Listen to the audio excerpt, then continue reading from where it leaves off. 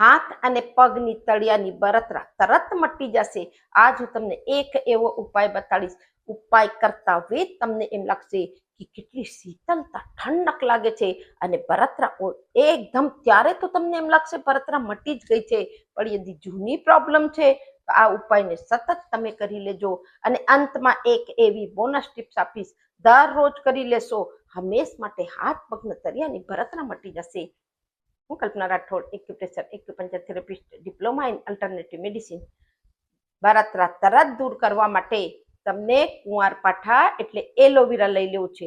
Aloe vera કુંવારપાઠા તમારા ઘરમાં છે, તમે એને કાપી અને અંદરનો પલ્પ ગુદો લઈ અને હાથ અને પગના તળિયામાં ખૂબ સરસથી એને લગાવી લેજો. 5 મિનિટ હલકી માલિશ કરી લેજો. કુંવારપાઠા તાજો નથી, તમે એલોવેરા જેલ માર્કેટથી લઈને એને પણ લગાવી લેજો, એના પણ એમ જ સેમ રિઝલ્ટ મળશે.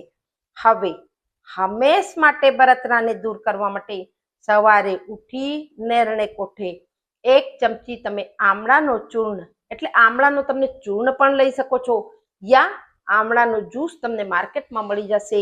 એ માર્કેટમાં યદી જ્યુસ મળે છે, 5 થી 6 ચમચી આમળાનું જ્યુસ લઈ એના અંદર થોડી પાણી ઉમેરી અને એને નેરણે કોઠે પી લેજો. અને ચૂર્ણ હશે તો ચૂર્ણ 1 ચમચી ચૂર્ણ થોડું પાણીમાં ઘોળી એને તમે સવારે નેરણે કોઠે લઈ લેજો.